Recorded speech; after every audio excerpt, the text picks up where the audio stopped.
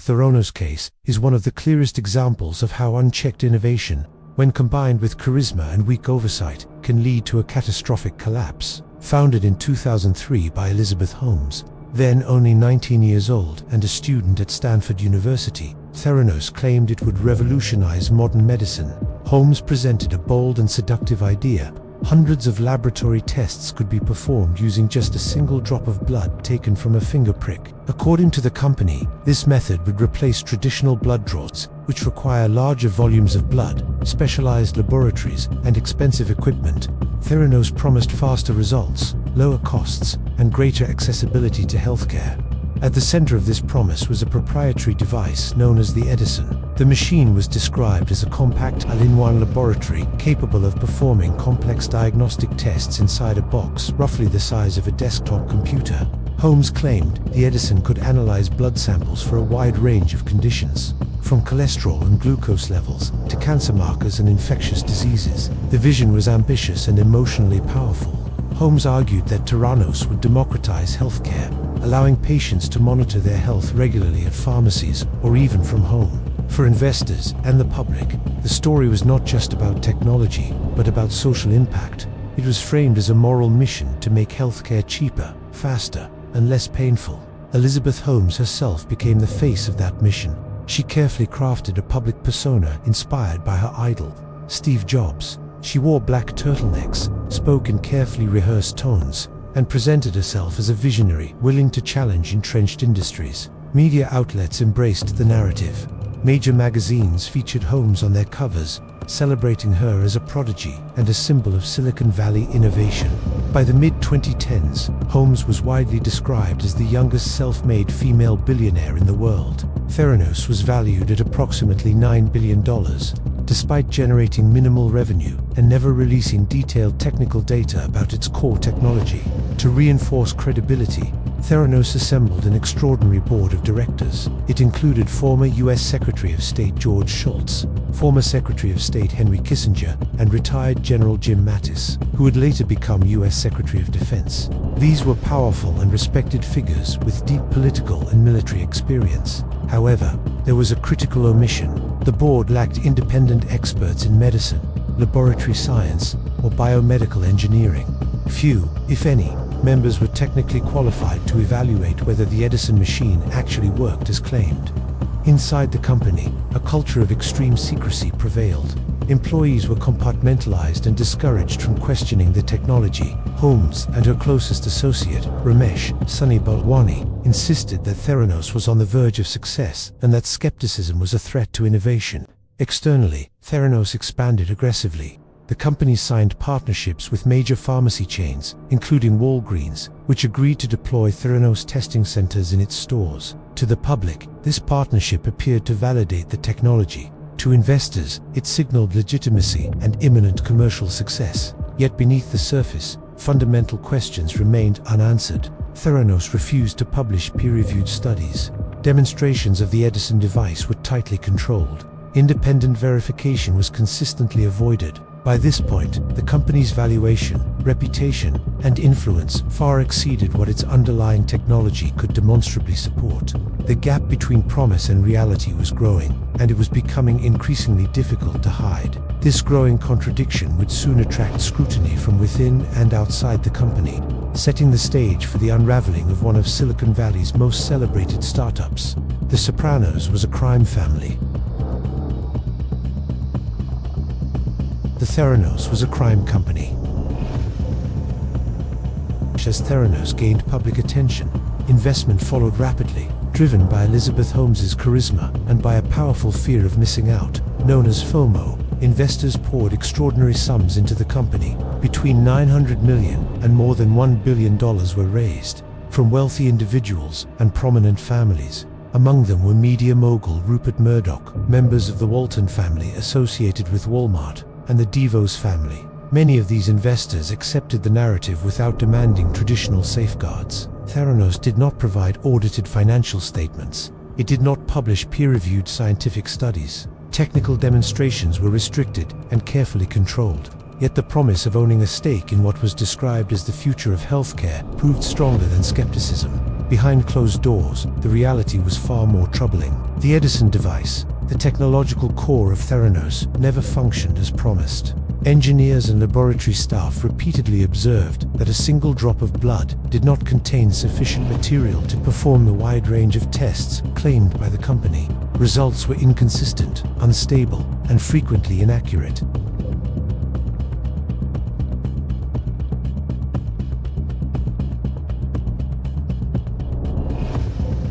These machines performed standard diagnostic tests, while Theranos represented the results as if they had been generated by the Edison.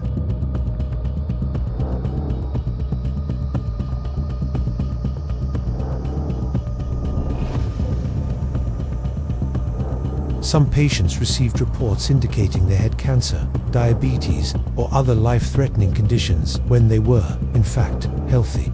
Others with genuine medical issues were reassured incorrectly, delaying treatment and placing their health in jeopardy.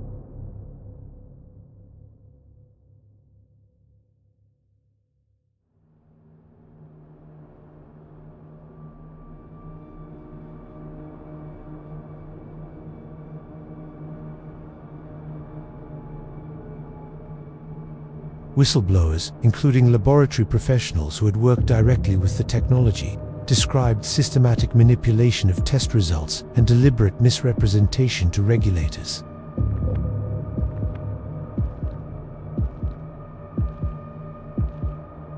Federal authorities concluded that Theranos had misled investors, business partners, and patients about the capabilities of its technology. In 2018, the company was formally dismantled after the U.S. Securities and Exchange Commission charged Theranos and Elizabeth Holmes with massive fraud. Holmes agreed to a civil settlement that barred her from serving as an officer or director of a public company. Criminal proceedings followed. In 2022, Elizabeth Holmes was convicted on multiple counts of fraud and conspiracy related to misleading investors. Ramesh Sani Baluani, her former business partner and a key operational figure at Theranos, was also convicted and sentenced in a separate trial. The collapse of Theranos sent shockwaves through the biotechnology and healthcare sectors. Research into blood diagnostics faced renewed skepticism. Investors became cautious, and legitimate innovations struggled to regain trust in a field now associated with one of Silicon Valley's most infamous failures. The Theranos case is now widely cited as a warning. It demonstrates the danger of applying a fake-it-till-you-make-it mentality to healthcare, where errors cannot be corrected with software updates and lives are directly affected. It highlights the necessity of scientific transparency, independent oversight, and boards of directors willing to challenge charismatic leadership. What began as a promise to democratize healthcare ended as a case study in how ambition, secrecy, and unchecked authority can produce devastating consequences. The collapse of Theranos was not limited to financial losses or damaged reputations. Its most serious consequences were human. Beyond investors and institutions, the company's deception created real psychological harm, clinical danger, and at least one documented death within the organization itself. The most emblematic human loss associated with Theranos was Ian Gibbons. Gibbons was a highly respected biochemist, educated at Cambridge University, and the holder of more than 60 scientific patents. He joined Theranos in 2005 as its chief scientist, believing in the promise of innovation in blood diagnostics. Over time, Gibbons became deeply troubled by what he observed inside the company. According to accounts later provided by his wife, Rochelle Gibbons, he was fully aware that the technology did not function as publicly claimed. He confided that Elizabeth Holmes was misrepresenting the science and that the company's internal practices were fundamentally dishonest.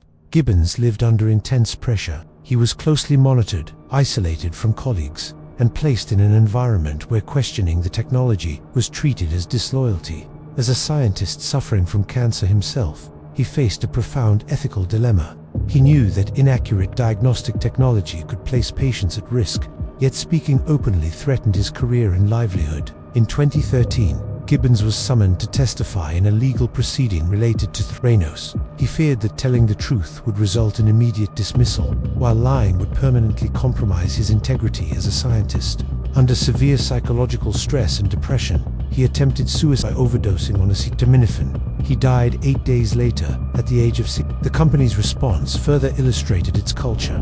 Rather than offering condolences, Theranos contacted Gibbons's widow, primarily to demand the return of any confidential company property. According to her statements, Elizabeth Holmes never expressed remorse or personal regret for his death.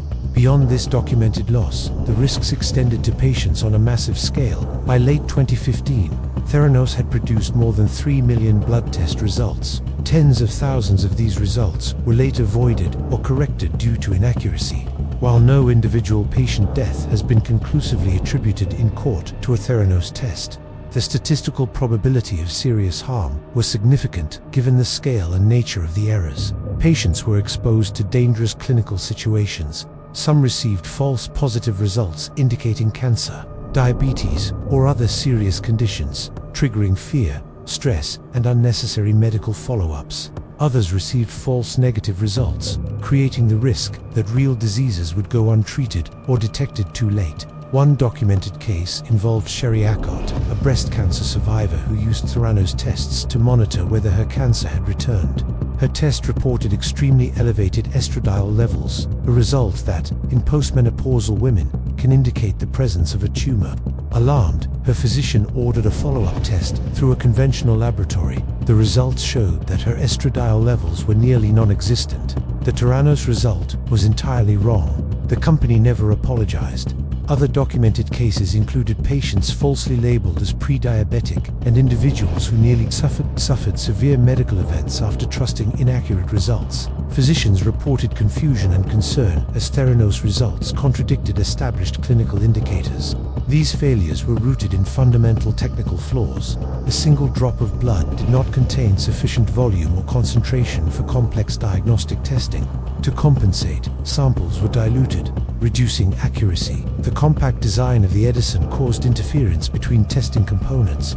In some cases, results produced by conventional machines were misrepresented as Edison-generated data during inspections. Ironically, Elizabeth Holmes frequently invoked the death of a relative from cancer as emotional justification for Theranos' mission. She claimed the technology would prevent families from having to say goodbye too soon. In reality, the failure of the Edison transformed cancer monitoring into a dangerous gamble, where healthy patients were terrorized by false diagnoses and sick patients risked delayed treatment. The Theranos case stands as a warning unique to healthcare. In software, mistakes can be corrected with updates. In medicine, errors affect real bodies, real minds, and real lives, real people. The culture of fake it till you make it, when applied to diagnostics, carries consequences that cannot be undone. Theranos did not merely fail as a company. It demonstrated how deception, when combined with authority and silence, can place human life at risk, long before any courtroom delivers a verdict. Please, consider subscribe to FCE for more content like this. We appreciate it.